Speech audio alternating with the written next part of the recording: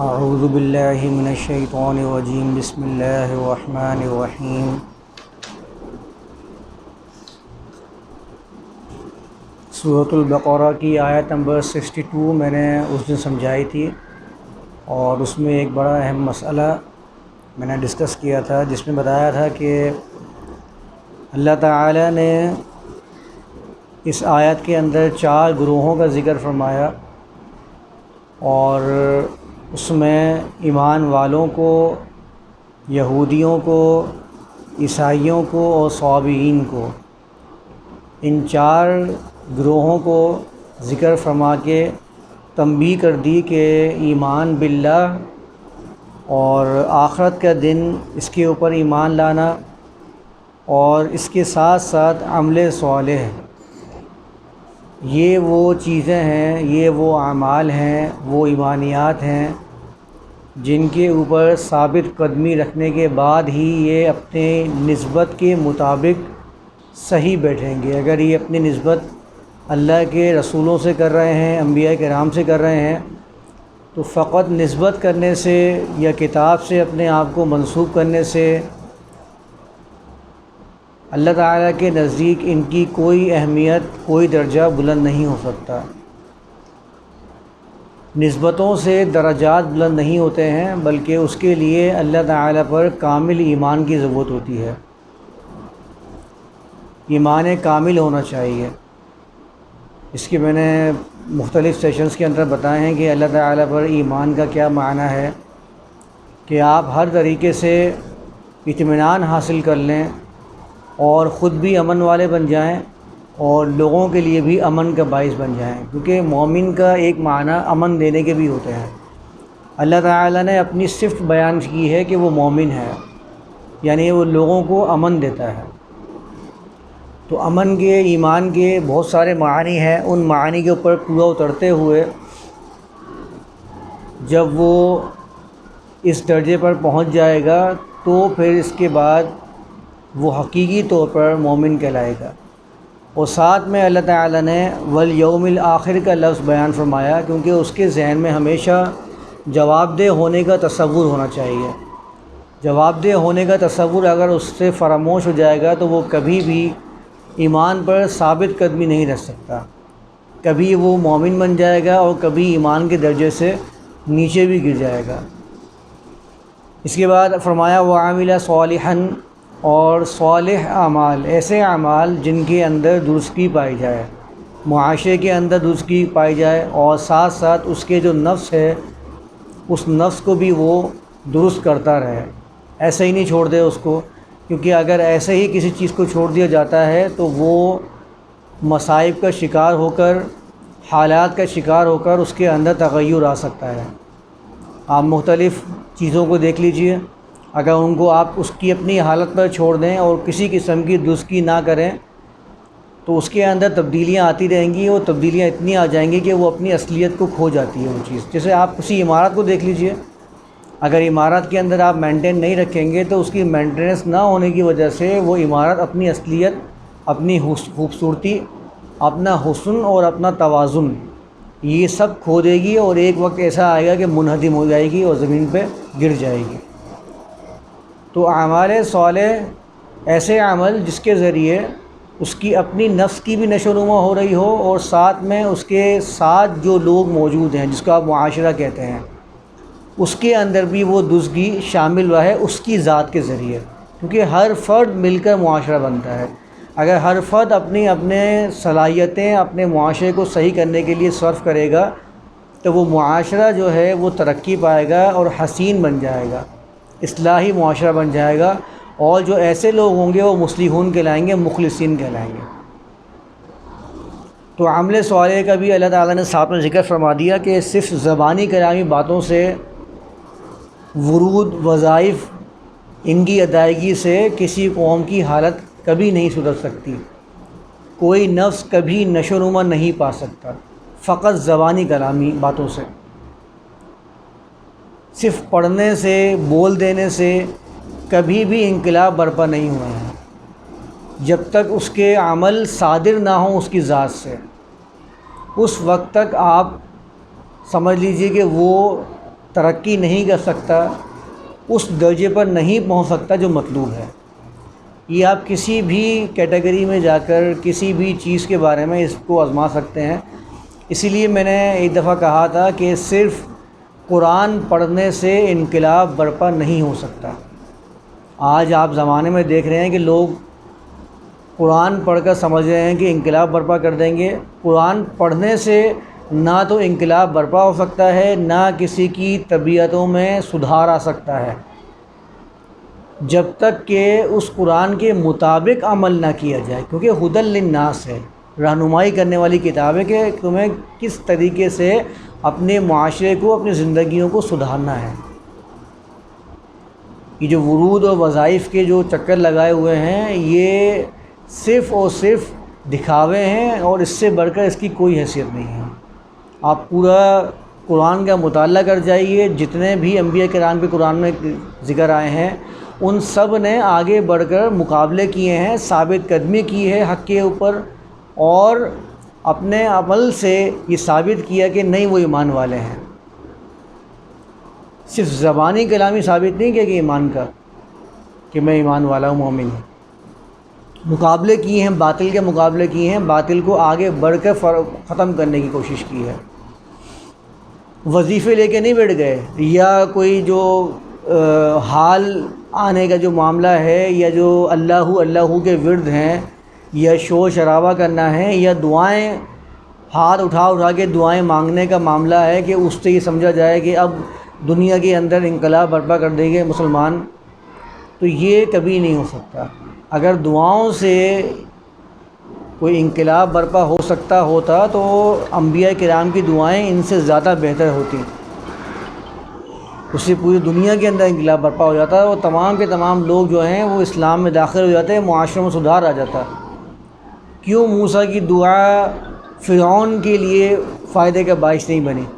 وہ بھی دعائیں کرتے رہتے اور فرعون کو ایمان والا بنا دیتے، لیکن فرعون نے جب خود نہیں چاہا تو پھر کوئی کچھ نہیں کر سکتا۔ تو آپ کے اپنے کرنے سے ہو، جو خود نہیں چاہ رہا تو وہ کیسے یہ کر سکتا ہے کہ میں صرف زبانی کلامی پڑھنے سے معاشرے میں تبدیلی لے آؤں گا یا اپنے نفس کو تبدیل کر لوں گا؟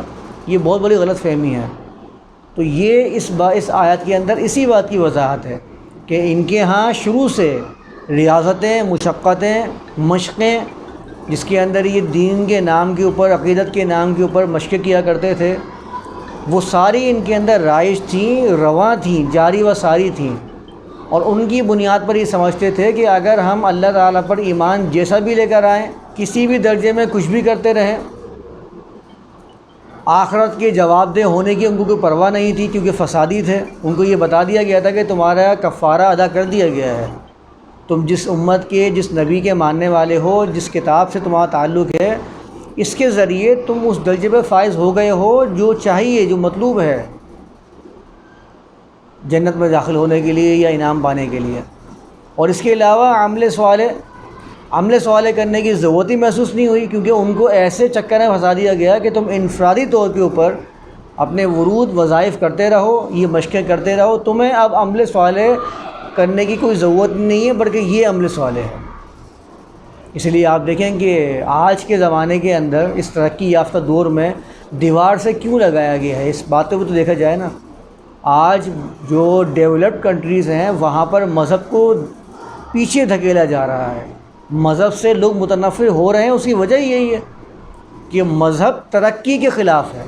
اگر آپ 1600 عیسوی کا ذرا جائزہ لیں تاریخ میں جا کے، تو سب سے پہلے جن کو قتل کیا گیا تھا ان کو مذہب کے نام پہ قتل کیا گیا تھا، کہ یہ بات جو یہ کہہ رہے ہیں، جس کو ترقی کا نام دے رہے ہیں، یہ مذہب کے خلاف ہے، اس لیے ان کو قتل کر دیا گیا تھا۔ اور آج کے زمانے کے اندر بھی جب یہ مائک وغیرہ آئے ہیں یا جو ٹی وی وغیرہ آئے ہیں، تو اس وقت بھی مذہب کے نام پر یہی انتشار برپا کیا گیا کہ یہ مذہب کے خلاف ہے، اور آج اس کو ماننے پہ مجبور ہو گئے ہیں، سب استعمال کر رہے ہیں۔ تو ہمیشہ سے یہ کیا جاتا رہا ہے، تو اسی لیے وہ معاشرے میں کسی قسم کے سدھار کا باعث بنتے ہی نہیں ہیں۔ وہ سمجھتے ہیں کہ بس یہ ایک بارڈر لائن بنا لی ہے، اس بارڈر کے اندر جو ہم کام کر رہے ہیں وہ عمل سوالے ہیں، اس کے علاوہ جتنے لوگ جو بھی کام کریں گے وہ عمل سوالے قرار نہیں دیتے۔ کیا ہمارے ذہنوں میں کبھی یہ آیا ہے کہ جس نے یہ بجلی بنائی ہے اس نے عمل صالح کیا ہے؟ آج تک نہیں آیا ہوگا، کیونکہ ہم اس کو عمل صالح سمجھ ہی نہیں رہے۔ معاشرے کے لیے وہ کام کر رہا ہے، فرقے، مذہب، مسلک، قوم، ان سب سے جدا ہو کر وہ بندہ کام کر رہا ہے، اور پوری دنیا کے مفاد کے لیے وہ کام کر کے چلا گیا۔ لیکن کیا کبھی اس کے عمل کو عمل صالح قرار دیا ہے آپ نے؟ اس سے فائدہ پوری دنیا کے لوگ اٹھا رہے ہیں۔ اگر یہ بجلی نہیں ہوگی تو آپ کیسے مجھے دیکھ سکتے ہیں اس رات کے اندر؟ کتنا مشکل ہو جائے یہ، اگر بجلی نہیں ہوگی تو اس موبائل سے ریکارڈنگ کیسے ہو؟ مفاد عامہ کے کام کر کے گیا ہے وہ شخص، لیکن اس کے عمل کو عمل صالح نہیں قرار دے سکتے آپ، کیونکہ ہمارے ذہنوں کو عمل صالح کے اندر ایسا بند کر دیا گیا ہے کہ یہ بارڈر لائن ہے، یہ سرکل ہے، یہاں سے عمل صالح شروع ہوگا اور یہیں آگے ختم ہو جائے گا۔ بس اس سرکل کے اندر جتنے لوگ عمل کریں گے وہ عمل صالح قرار دیا جائے گا۔ اس کی سرکل سے باہر جو لوگ، چاہے وہ پوری دنیا کے فائدے کا باعث بن جائے، چاہے ہم بھی ان سے فائدہ اٹھا رہے ہوں، وہ عمل صالح نہیں ہے۔ عمل صالح وہ ہے جو ہم نے بتا دیا۔ یہی معاملہ ان کے ساتھ بھی تھا۔ عمل صالح وہ اس کو سمجھ رہے تھے۔ اللہ تعالیٰ کہہ رہا ہے دزگی والے اعمال جن سے معاشروں میں اصلاح پیدا ہوتی ہے، معاشرے کے اندر مفاد عامہ کا باعث بنتی ہیں وہ چیزیں۔ اگر آپ آج ٹرانسپورٹ کی سہولت حاصل کر رہے ہیں تو یہ کسی مذہب کے نام پر نہیں دیا۔ اگر آپ مجھے خود بتائیے، اگر مذہب کے نام پر یہ گاڑیاں بکنی شروع ہو جائیں تو کیا یہ لوگوں کے فائدے کا باعث بنے گی؟ اگر مذہب کے نام پر، فرقوں کے نام پر یہ لائٹ آپ کو پرووائڈ کرنے شروع ہو جائیں تو کیا خیال ہے پھر آپ کا؟ یہ عمل صالح ہوگا؟ مفاد عامہ کا باعث ہوگا؟ پھر تو آپ اس کو بولیں گے یہ غلط ہے۔ اور فرقہ پرستی کے اندر یہی ہوتا ہے کہ اپنے جتنے اعمال ہیں وہ سارے عمل صالح ہیں، اور دوسرے والے کے جتنے اعمال ہیں وہ سارے عمل بد ہیں۔ وہ سمجھتے ہیں کہ یہ انتشار پیدا کر رہا ہے دنیا کے اندر۔ اسی بات کی نشاندہی اس آیت کے اندر بیان فرمائی گئی ہے کہ عمل صالح تو معاشرے کے لیے فائدے کا باعث بنو، اپنے فرقے کے لیے، اپنے مسلک کے لیے تم کوشش نہ کرو خالی۔ فَلَهُمْ أَجْرُهُمْ عِنْدَ رَبِّهِمْ، اور اس کے بعد جو یہ کام کرتے ہیں ان کے لیے ان کے رب کے پاس اجر ہے۔ اجر جو اردو کے اندر آپ اجرت پڑھتے ہیں، مزدوری، اجرت کب ملتی ہے؟ جب آپ کچھ کر کے دکھائیں۔ دنیا کا قانون ہے، آپ اگر اپنے جسم کے اوپر محنت کر رہے ہیں اس میں بھی آپ کو مشقت کرنی پڑے گی، کچھ کرنا پڑے گا۔ آپ کچھ کریں نہیں، بولیں کہ میں بہت بڑا ہیلدی اور صحت مند بن جاؤں، تو ایسا نہیں ہو سکتا۔ یا اگر میں بہت زیادہ ہیلدی ہوں تو اس سے اپنے آپ کو نارمل لوگوں میں لے آؤں بغیر مشقت کیے، تو اجر تو آپ کو اسی وقت ملتا ہے جب کہ آپ کا عمل ہوگا۔ تو عمل آپ کا ایسا ہو جو اجر کا باعث ہو تو آپ کو اجر ملے گا۔ آپ چاہیں کہ میں عمل کروں نہیں اور مجھے اجر مل جائے دوسرے کے واسطے سے، تو یہ ممکن نہیں ہے۔ ایسا نہیں ہو سکتا کہ دوسرا محنت مشقت کر رہا ہے اور آپ صحت مند ہو رہے ہوں۔ دنیا کا اصول ہی نہیں ہے یہ چیز۔ تو اس بات کو یاد رکھنا ہے، فَلَهُمْ أَجْرُهُمْ عِنْدَ رَبِّهِمْ۔ اور ایک بات اس میں یہ بھی یاد رکھنی ہے کہ اجرت اسی کو ملتی ہے، اسی کی طرف سے ملتی ہے جس کے لیے کام کیا جائے، یا جو کام کیا جائے۔ آپ اللہ تعالیٰ کے لیے کام کریں گے تو آپ کو اس کی اجرت ملے گی۔ ہم اگر کسی بندے کو ہائر کرتے ہیں کسی کام کروانے کے لیے، وہ آئے ہمارے پاس، ہائر ہم کریں اس کو، کام وہ کسی اور کا کرے جا کے کسی اور کے لیے، اور پیسے ہم سے طلب کرے، کیا خیال ہے آپ کا؟ پیسے دیں گے اس کو؟ اس سے کہیں گے بھائی جس کے لیے کام کیا ہے اس سے ہی اجرت طلب کرو۔ تو اگر آپ اللہ تعالیٰ کے لیے کوئی عمل کرتے ہیں تو اللہ تعالیٰ سے اجرت طلب کریں۔ اگر آپ دنیا کو دکھانے کے لیے کوئی کام کرتے ہیں تو اللہ سے طلب کیوں کر رہے ہیں؟ آپ اجرت کو اس سے مانگیں جس کے لیے آپ نے کام کیا ہے۔ اگر آپ کوئی ایسا تقرب حاصل کرنے کا عمل کر رہے ہیں کہ جو اللہ تعالیٰ کا تقرب حاصل کر رہا ہے تو اس سے پھر آپ اللہ تعالیٰ سے ہی آپ امید کریں اجر کی۔ اور اگر تقرب حاصل کر رہے ہیں لوگوں کے درمیان آگے بڑھنے کے لیے تو اجرت کی طلب آپ لوگوں سے کریں، اللہ تعالیٰ سے نہ کریں۔ اس پوائنٹ کو ذہن میں رکھ لیں۔ ہر وہ کام جو اللہ تعالیٰ کے لیے کیا جائے اس پر اللہ تعالیٰ سے آپ اجرت کے طلبگار ہوں۔ لوگوں کے دکھانے کے لیے یا اپنے آپ کو بہت بڑا مطلقی شو کرنے کے لیے، تو جس کو دکھایا اس سے آپ نے حاصل کر لیا، تو اللہ تعالیٰ کے پاس جا کے پھر کیا ملے گا؟ من کان یرید، یہ قانون ہے اللہ تعالیٰ کا، من کان یرید حرث الآخرۃ نزد لہ فی حرثی۔ جو تھا ایسا کہ جس نے دنیا کی آخرت کی کھیتی اختیار کی، نزد لہ فی حرثہ، تو ہم اس کی کھیتی میں اضافہ کریں گے۔ کھیتی کیسے ہوتی ہے؟ آپ نے کبھی سوچا کھیتی کا لفظ استعمال کیوں کیا ہے؟ کھیتی کوئی ایسے نہیں چل جاتی کہ آسمان خیال تخیلاتی کھیتی بن رہی ہے وہ سامنے آ گئی۔ یہ تخیل والے کھیل نہیں ہوتے اس کے اندر۔ کھیتی کے اندر بڑی محنتیں کرنی پڑتی ہیں۔ پہلے آپ بیج بیج تو بو پہلے آپ کوئی عمل کرنے کی طرف آگے قدم تو بڑھاؤ، پھر نتیجے سامنے آئیں گے۔ آپ نے بیج بویا نہیں ہے اور آپ تصور تخیل کے اندر جی رہے ہیں، تو آپ کیسے کھیتی اس کو قرار دیں گے؟ تو کھیتی کے لیے پہلے آپ کو زمین کو نرم کرنا پڑتا ہے، اپنے نفس کو ہموار، جیسے آپ زمین کو نرم کرتے ہیں، پانی ڈالتے ہیں، ہموار کرتے ہیں، تو اپنے نفس کو پہلے ہموار کرنا پڑتا ہے، کمزور کرنا پڑتا ہے، نرم کرنا پڑتا ہے اس کام کے لیے جس کی طرف آپ اس کو لے کر جا رہے ہیں۔ ایک دم نہیں جائے گا، جھگڑے گا، اڑے گا، جیسے زمین اکڑ رہی ہوتی ہے، سختی دکھا رہی ہوتی ہے اپنی۔ جب وہ سختی دکھا رہی ہوتی ہے تو آپ اور سخت وار کرتے ہیں، اس کو نرم کرنے کے لیے اور تدبیریں ڈھونڈتے ہیں۔ تو اپنے نفس کو نرم کرنے کے لیے ہمیں ایسی ہی تدبیروں کو ساتھ دینا پڑتا ہے۔ اس کے بعد آپ بیج بوئیں ہیں، اور بیج بونے کے بعد بھی فوراً سے سامنے نہیں آتا، بلکہ اس کی حفاظت کی جاتی ہے۔ ایسا نہ ہو کہ کوئی دوسرا کوئی باہر سے کوئی حملہ آئے، خارجی حملہ یا خارجی ایسے معاملات، ایسے موسم آ جائیں جس کی وجہ سے وہ تغیر پذیر ہو جائے اور اس کے اندر وہ بات نہ رہے جس کے لیے ہم نے وہ بیج بویا تھا، جل جائے، ختم ہو جائے۔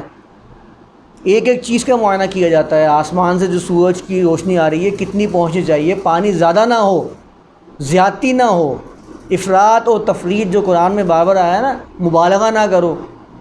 افراط اور تفریط نہیں ہونی چاہیے۔ افراط کا مطلب ہوتا ہے کسی چیز میں حد سے زیادہ بڑھ جانا، تفریط کا مطلب ہوتا ہے کسی چیز میں کمی کر دینا۔ یہ دونوں چیزیں آپ کے توازن کو ختم کر دیتی ہیں۔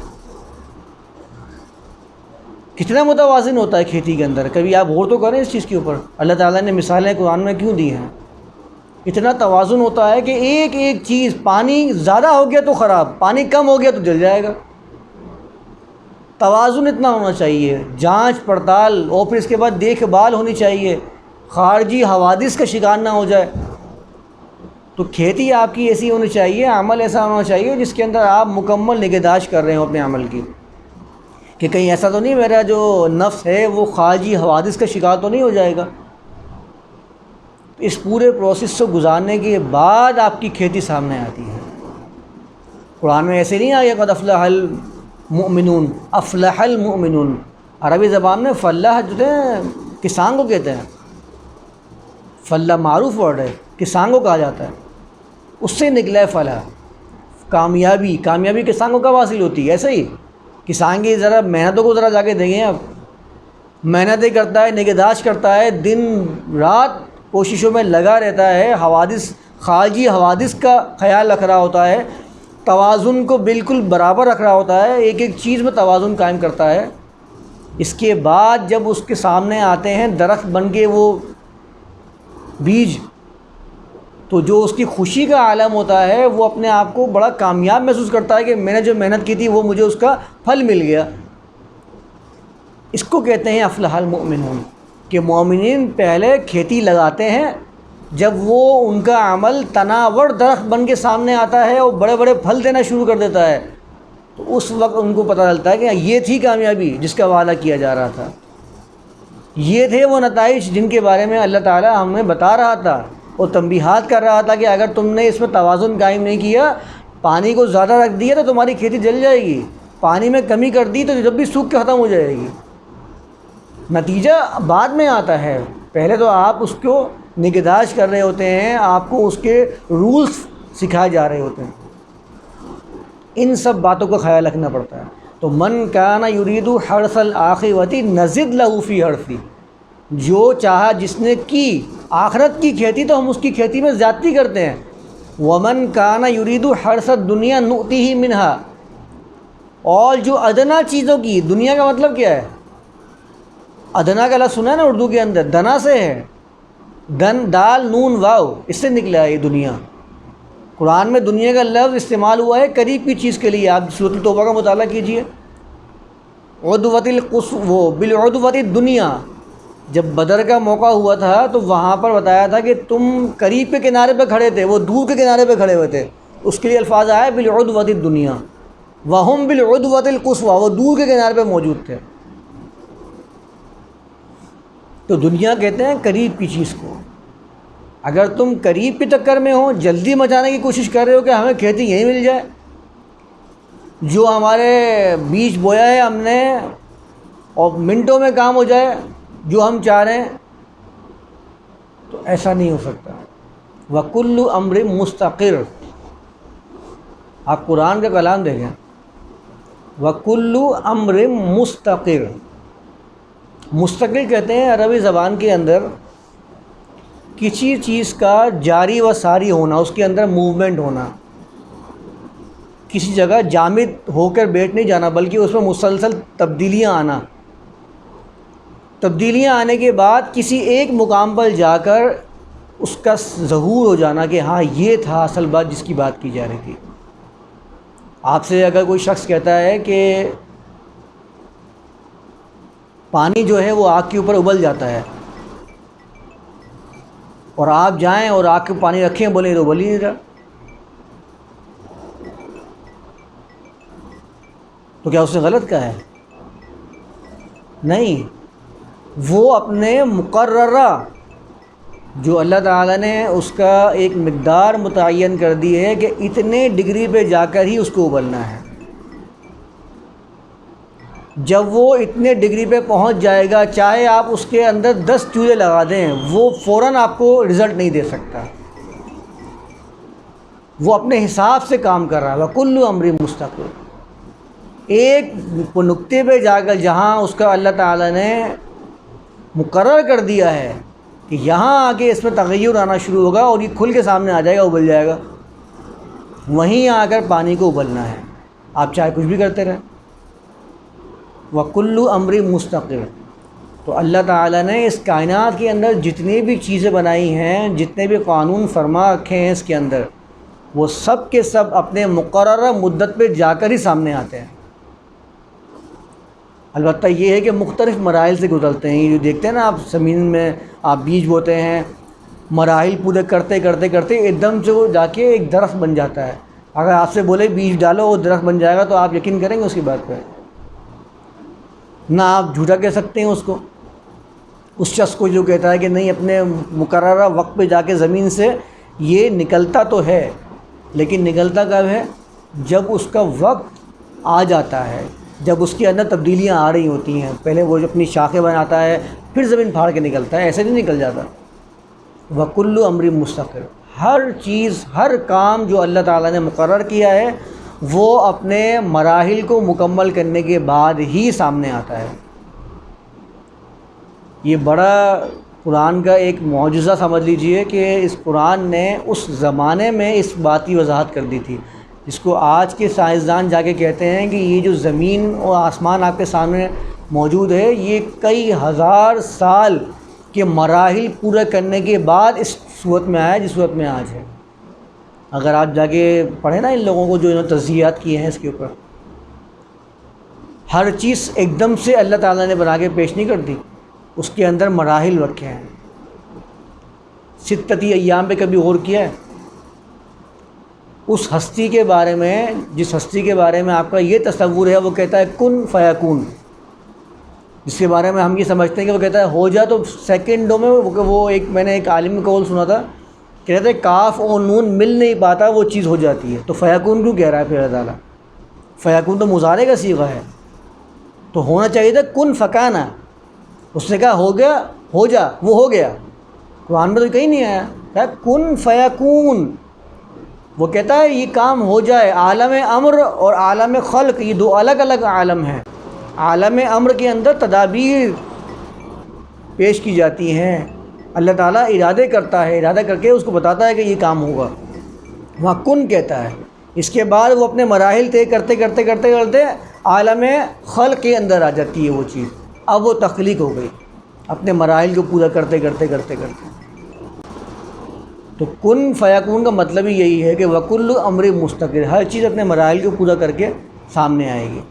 ٹھیک ہے، تو یہ عمل صالح ہے. عمل صالح کے بعد ہی آپ اجر کی امید رکھیں، ایسے امید نہ رکھی جائے. وَلَا خَوْفٌ عَلَيْهِمْ وَلَا هُمْ يَحْزَنُونَ، ان پر نہ تو کوئی خوف ہے. یہ دیکھیں یہاں پر لکھا ہوا ہے، دنیا کے بارے میں لکھا ہوا ہے، اس کو ہمیں پیش کیا جاتا ہے کہ آخرت میں ان پہ کوئی خوف نہیں ہوگا. مجھے آخرت کا لفظ دکھائیں اس کے اندر.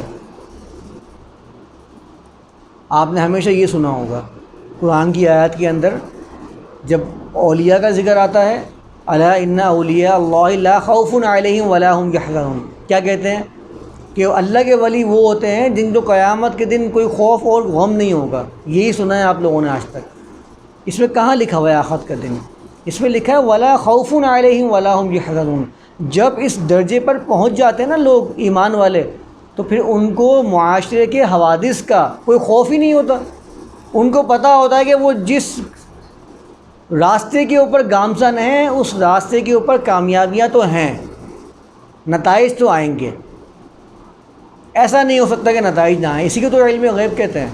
تو ان کے اوپر خوف نہیں ہے، غم بھی نہیں ہے. ان کو یہ غم بھی نہیں ہے کہ اگر ہمیں اس موقع پر اس دنیا کے اندر اس زندگی کے اندر وہ چیز وہ کامیابی نظر نہیں آ رہی تو کوئی مسئلہ نہیں ہے. لا ظہیر انا الی ربنا منقلبون، یہی کہا تھا نا موسیٰ کے ساتھ جادوگروں نے. کوئی مسئلہ نہیں ہے، ہم تو اپنے رب کی طرف پلٹنے والے ہیں. اگر دنیا میں نتائج نظر نہیں آ رہے ہیں تو نہ آئے، ہمیں کوئی غم نہیں ہے اس کے اندر. ہمیں آخر میں جا کے اللہ کے پاس جا کے اس کے نتائج مل جائیں گے. یہ ہے مطلب ولا خوف علیہم ولا هم یحزنون. ایسی حالت میں مومن پہنچ جاتا ہے کہ اب اس کو کوئی خوف نہیں ہوتا زمانے کا. آپ حضرت ابراہیم کا واقعہ اٹھائیے، کیسے انہوں نے ظالم اور جابر بادشاہوں کا اور ظالم قوم کا مقابلہ کیا تھا. کوئی خوف تھوڑی تھا ان کو. ولا خوف علیہم ولا هم یحزنون، یہ ہے وہ. اسی وجہ سے ابراہیم کو ابراہیم امتا قانتا للہ، اس لیے ان کو ابراہیم کو امت قرار دیا تھا.